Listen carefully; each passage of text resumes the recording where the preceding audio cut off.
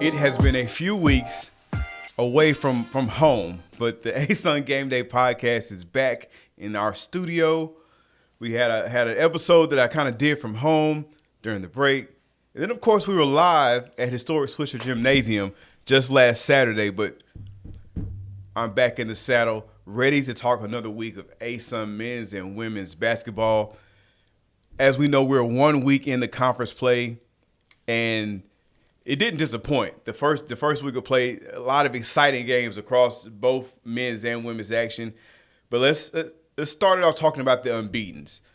We've got 3 men's teams, 4 women's teams that came out the first week of play without taking a loss. On the men's side, we've got Lipscomb, UNA, and Queens. And on the women's side, Lipscomb and UNA also are undefeated, but they're joined by FGCU and Stetson. So shout out to all those teams for great starts. 2-0. I know it's early, but wins are wins, and when you can get them, that's a great thing. Diving into some analysis on the first couple of weeks, or more specifically Saturday, because we kind of talked about Thursday on the live podcast. If you didn't catch it, it's on YouTube archived. Go take a look at that. Thanks again to the staff at Jacksonville University, their athletics department, for allowing us to do that live podcast right there before that game with Austin Peay. Congratulations to Jacksonville for getting the win. We're going to do another one. I think I've got the bug. I've got the itch for the live podcast, and I think that was a great environment, and we're just looking to keep that going. But Lipscomb was pretty much in control of the game against Jacksonville, and I know the final score, and that was last Thursday game. I know the final score was close, but that was really the Bison's game. But Saturday is when they really showed out against North Florida with a 32-point win fueled by a triple-double from Will Pruitt. These teams have been playing each other since 2006, a long history in the Atlantic Sun Conference, but that's the second largest margin of victory in the rivalry, and that truly, to me, was a statement win by the Bisons. Looking at UNA men, they looked dominant in their first 2 games. They had Bellarmine and they had EKU. I was really impressed by the win against the Colonels, that the Lions seem to have another gear that they can shift into when it's necessary. And the way they did it against the Colonels, it wasn't pretty or majestic by any means. They only, I think, made 7 threes in that game. They're going in the paint. They're getting their buckets the hard way. They're earning them. They had 44 points in the paint in that game. And I think the way that they can turn that on makes them very dangerous when their backs are against the wall. So Lipscomb and UNA, I think, were really the kind of bright spots in the first week on the men's side. Looking over to women, got to show some love to our Florida teams on the women's side. We had Stetson and FGCU both going 2-0, as I previously mentioned. Both of them got wins against the combination. Obviously, their travel partners, West Georgia and Queens, came down and played them, and they both picked up wins. I would imagine that most would have favored Stetson and FGCU to win those games. And I think that winning those games is important. Winning the games at home, both of those teams were at home. The Royals and the Wolves were visiting. And you want to get those wins. That helps you build momentum, and that's obviously important to win the games that you think you should win or that you're favored to win. You go out and win those games.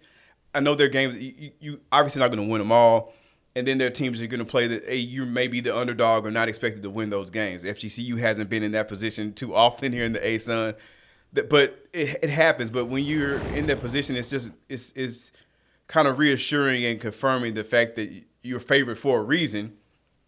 You go out there and you win those games, especially on your home floor. And looking to this week, both of those teams stay in Florida. They're making a trip to the River City with matchups against Jacksonville in North Florida coming up. So I would think they may be favored in those games as well. But that's just a way to get the momentum going early in the season. So shout out to those teams for picking up wins and doing what they were supposed to do to start off the conference season. Looking at our weekly awards this week, we had Leo Colomario from Queens. He was not only our ASUN Player of the Week, but also College Insider Lute Olson National Player of the Week. Helped Queens with his first 2-0 start since joining the ASUN, starting off conference play. And our newcomer of the week in men's basketball, Lane Taylor, Central Arkansas, had an outstanding week, scored a career-high 27 to start conference play against EKU. And he set a new career high on Saturday against Bellarmine with 29 points. Newcomer of the week action right there. And I will say again, as I said on Saturday, it's also freshman of the week resume builder with a performance like that starting off conference play. On the women's side, Austin Peay brought the brooms out. They swept all 3 weekly awards. Samaya Wyatt, player, newcomer, freshman of the week for women's basketball. She combined for 36 points, 1-in-1 week for Austin Peay, but she had a 20-point performance against EKU, a team that is definitely considered one of the better teams in the conference. So shout out to Samaya Wyatt for sweeping the awards. First time Austin Peay has won all 3. I'm not even going to tell you I'm that great of a historian to tell you how many times that's happened, but I can tell you that it's impressive, somebody to win all 3 of our weekly awards. So that's just a little analysis about the first week of conference play, first set of games, our first set of weekly awards. So now we're going to take a quick break. We have a special guest on the podcast. I got a chance to sit down and talk with UNA women's basketball head coach Candi Whitaker. So let's go to my conversation with Coach Whitaker right now, and I'll be back. I am here with North Alabama women's basketball head coach Candi Whitaker. Coach, how you doing? I'm well, thank you. We're glad you could take a couple minutes to talk to us. First off, congratulations on 2-0 start to league play. Tell me what it means to get off to a quick start like that in ASUN action. Well, I mean, in leagues like this, every game is just so important. So they all matter. So any win you get is a valuable win. And for our team, we're still learning a lot about ourselves and figuring a lot of things out. So I'm happy. Obviously to have a great start, but it's about the next game always and how you prep and how you show up on game day. Got you, got you. So going back to the first game of the season on the road against Bellarmine, one of the most exciting games that we had last week. How do you keep the team focused in the game where it's like y'all are playing so hard, but the opponent keeps coming and just keeps like there's just punches back and forth. How do you keep everybody focused and locked in to close that out on the road like that? Well, I'm really fortunate to have a great staff. I was with my family during my father's funeral on that day. So I was actually watching online like everyone else here in Florence. And I just, it's just basketball is a game of runs, and you have to be steady. You have to continue to understand that you have an opportunity to make the next play if something's not going your way, right? And try to stop runs. Our team got out to a big lead, 22 points in the middle of the third quarter, and then saw that dwindle. Really proud though that they stayed the course and stayed tough. I mean, it's hard when you lose a lead like that to stay mentally tough enough to come back and win the game. And I thought it just spoke volumes of our staff and our players to really band together and finish that ball game. Yeah, it was an exciting game to watch, and my condolences. But it was definitely UNA is definitely a team to watch right now. And speaking of a player to watch, Charity Gallegos was great against Bellarmine, also against Jacksonville. Talk about her impact this season for your team. Well, she's a player. And she's tough and she's all about our team winning and she's all about whatever she has to do to help her team win. And in that game, I mean, particularly down the stretch, she just put them on their back and made play after play after play. And she's crafty. She's small, but she knows how to create her own shot. She knows how to create for others. She's smart, savvy. She really is a great player. I think one of the best guards I've ever coached, and just fearless. I mean, really, she's had to play big minutes. And we coach her. I mean, we're making her defend, and she's rebounding, and she's doing a lot for us. So proud she signed with us. Proud we have her. Wish we had her for longer, but definitely want to maximize her year and her opportunity here at North Alabama. You've got Austin P coming in, and then you're on the road at EKU, a team EKU that's been very hot this year. They finally had their winning streak put to an end, but they've been a solid team throughout the non-conference. And what are the challenges with, obviously, you have the home games. You know are a good team that's at home. You've got Austin P at home, but to take that and kind of take that on the road, that same momentum that you can build. What's the challenge of that when you have a game and you're like 1-1? I mean, you did the opposite last week. You were on the road, then came back home, and now you're at home going on the road. What's the challenge that comes with doing that with that quick turnaround? Well, I think every league has that to some extent. I mean, sometimes you're on the road for two and you're at home for two, right? But I don't mind the split. I think when you're on the road for two all the time, it can be exhausting. So I kind of like it. I think, our league worked really hard. You guys worked really hard on trying to make the schedule as fair as possible for everybody. And that's hard to do. It's a hard task. So we just take every game one by one. I don't ever look ahead. So right now it's all about Austin P for us, and preparing for that game. I have watched EKU just because they've played Austin P, but typically I do not watch ahead, and I really haven't other than the Austin P game. So I think everyone in this league is good. The parity is really good. And so you have to show up every possession, every game, and play well to win. And I would guess that that's probably how every coach in this league feels. Mhm.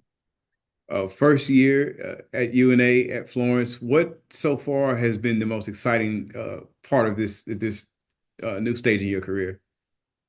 Um, I really love Florence. I think this is a great place. It's a great community and a great town.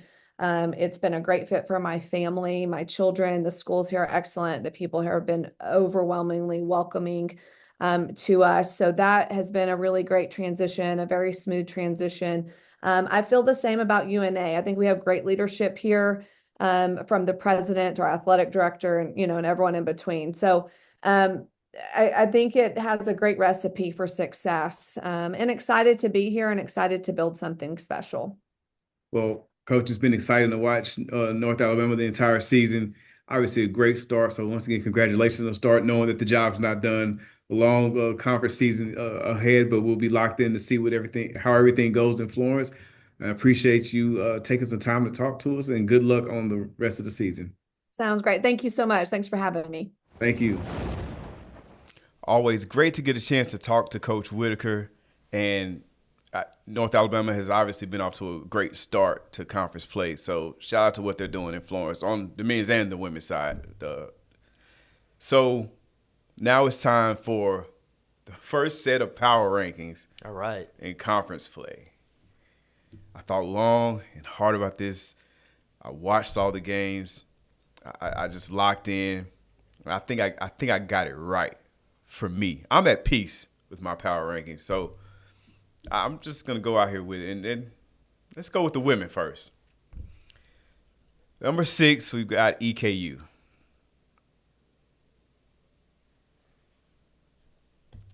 Interesting week. Not a bad week. I'll just call it an interesting week. So they did drop. I got Bellarmine at 5. No protests, no comments. All right. No, keep on. I think the EKU pick is probably the correct one. Get a good win in Clarksville, but then kind of a blowout in Nashville against Lipscomb. You probably could take kind of out of there, but I'll let you leave that adjective in there. 4, I've got Stetson. I think obviously my top 4 are going to be a combination of our 4 undefeated teams. But again, you play what's on the schedule and you win your game. So I've got Stetson at 4. Mm-hmm. I've got North Alabama at 3. The game against Bellarmine stood out a lot to me going into Bellarmine's arena, handing Bellarmine his first home loss of the season in that overtime game where they just Bellarmine wasn't going to give up, and neither was North Alabama. So kudos to them for going on the road and getting that win to start conference play. Number 2 is FGCU. We've said a lot about FGCU. They're at the top. They're consistently going to be one of the better teams. And number 1 is Lipscomb for me. And I'm giving the edge to Lipscomb. I know all 4 of these teams in the top of the power rankings right now are undefeated. I'm giving a nudge to Lipscomb because of your kind of blowout. That was an impressive win. I get it. I know it was at home, but EKU was they brought a 10-game winning streak into that game. They had been the hottest team in the ASUN, men's or women's, and Lipscomb kind of put it on them. And I say kind of. Lipscomb put it on them. Yeah. They are number 1 in my power rankings this week on the women's side. I just want to give a little bit more context here. I think Stetson appearing in that power rankings is accurate. We probably don't have in this year given Lynn Bria enough credit. She's one of the most experienced coaches now in the ASUN. Now that even Carl Smesko is out, like she is the top dog in coaching, and I would say in the ASUN. So she deserves a lot of credit, and she'll always have her team ready for the ASUN. So it should be no surprise that they swept this weekend.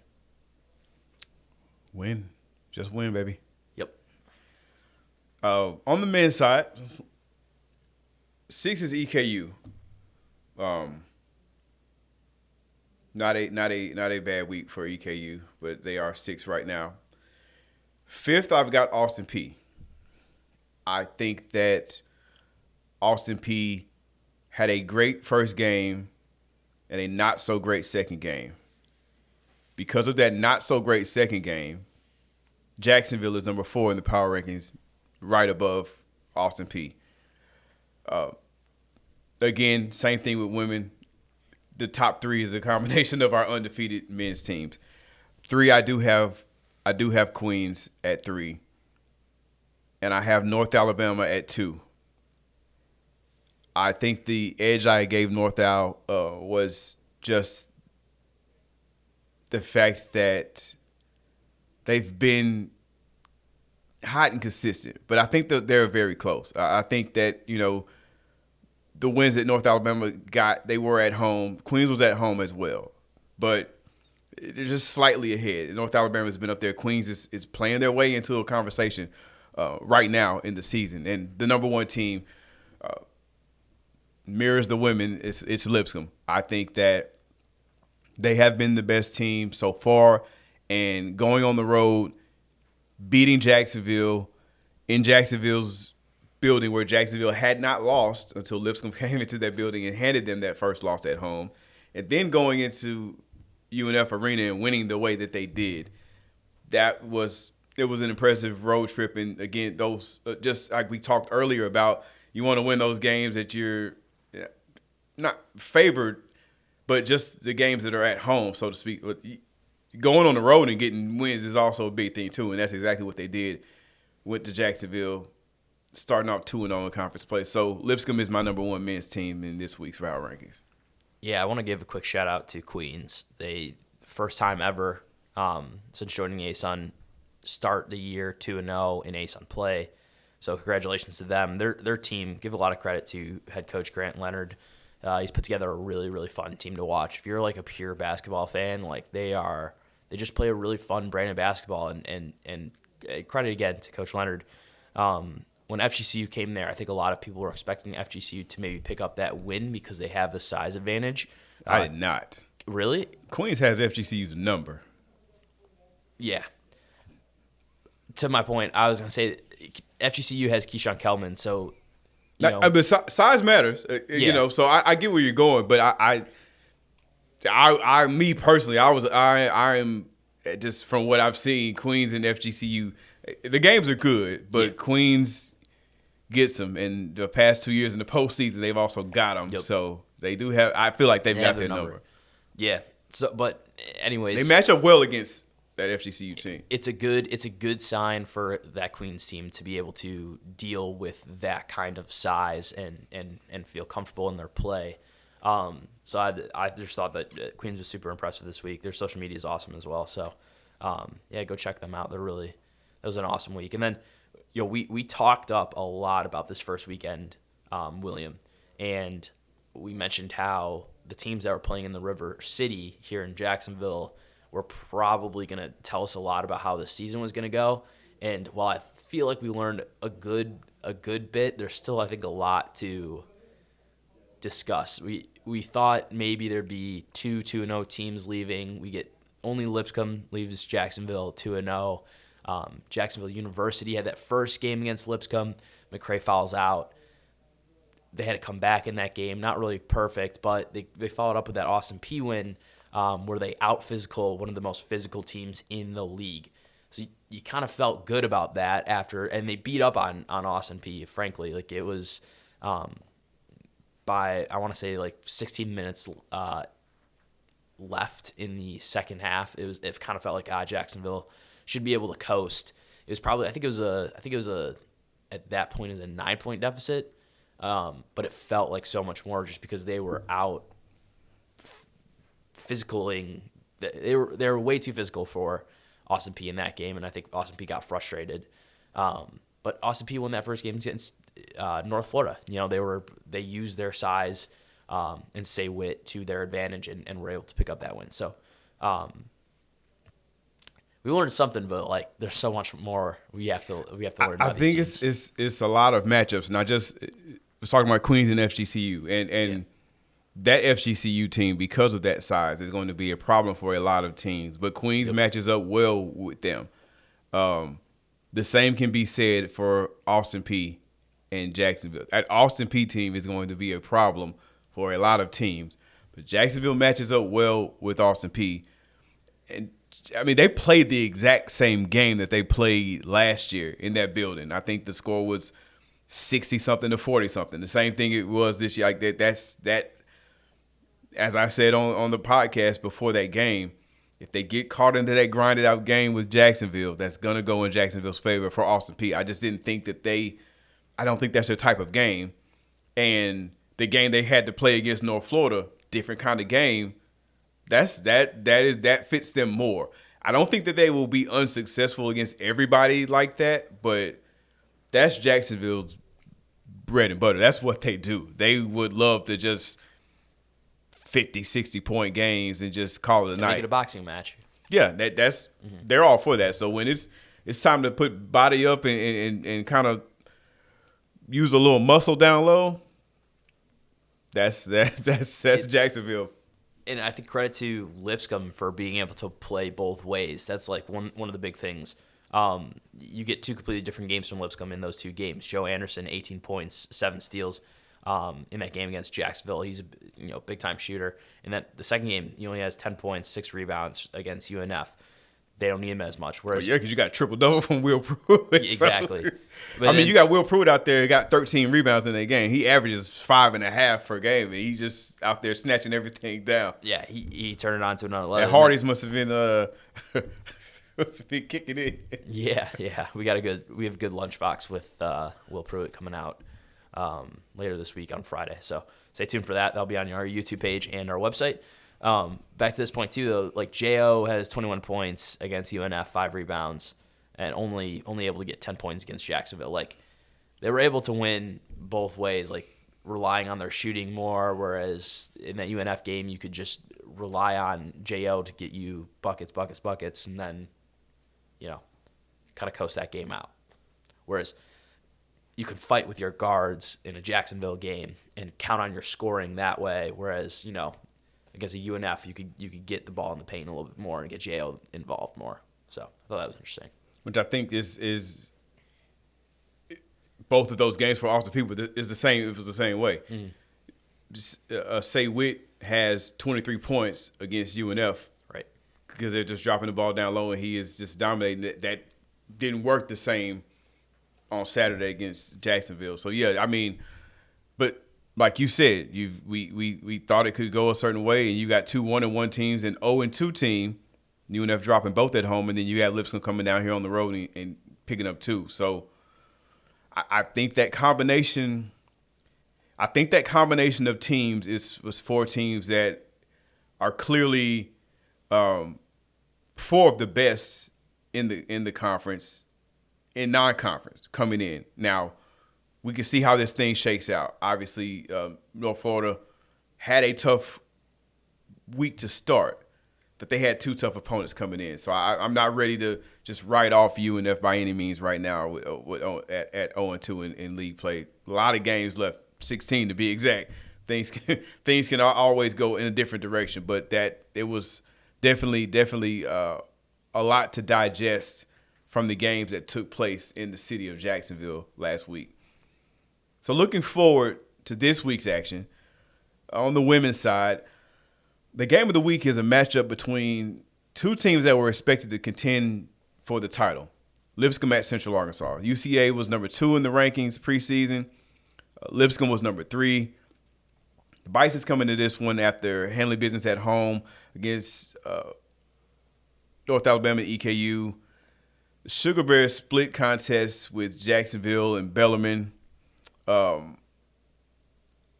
Each team's played twice last season. The home team got the win.